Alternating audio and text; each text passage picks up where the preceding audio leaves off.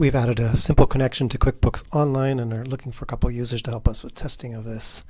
Just to show how it works so far, probably be developing it further once we get some feedback, but under Settings tab, External Connections, click Add Connection, and then click QuickBooks and continue.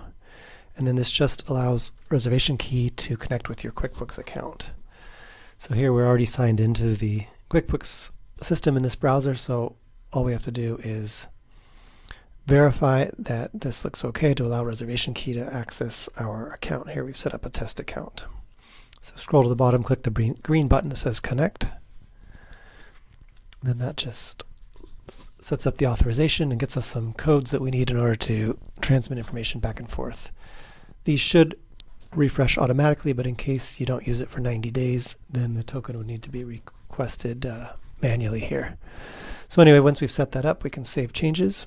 And then right now, the only way we are exporting is under the Payments by Date report. So you can either go to Reservation Manager and Reports or just go right here. This is just a quick link to that report. And so here we can say we have this new export section on this particular Payments by Date report. So here I'm going to look at last month. So these are all the payments we received for last month, and now to export these into our QuickBooks, we can just select which payments we want to export, or select all or none. A little bit worried about selecting all if there's a lot of payments, because it does it one at a time and it can be a little slow and it might time out. So we'll just have to see how that goes.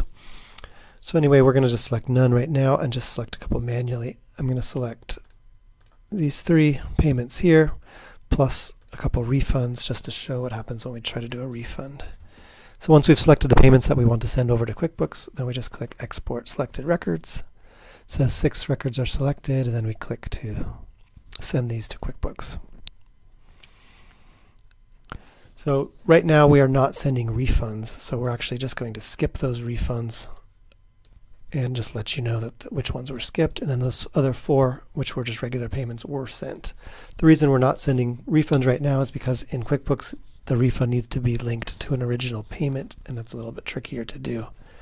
So we're skipping those for now. So if we go over into our QuickBooks account under Sales and we refresh, we should now see those 4 items that we sent over. Here's those 4 that we just sent from Reservation Key, and here's the amounts. If you click on it, you can see the reservation ID, the dates of the stay, the room number, the room name that they stayed in, and the guest name, and the amount. So that's pretty much all the information we're sending over right now. Everything goes into undeposited funds. Possibly in the future we'll have a way to link where it should be deposited to. Maybe in the future also we'll have a way to link it to a customer or to add a new customer in case the customer is not yet in QuickBooks. So this is just a start. We hope that this is at least in the right direction, and if anybody has some feedback about this, we'd definitely appreciate hearing it. Thank you.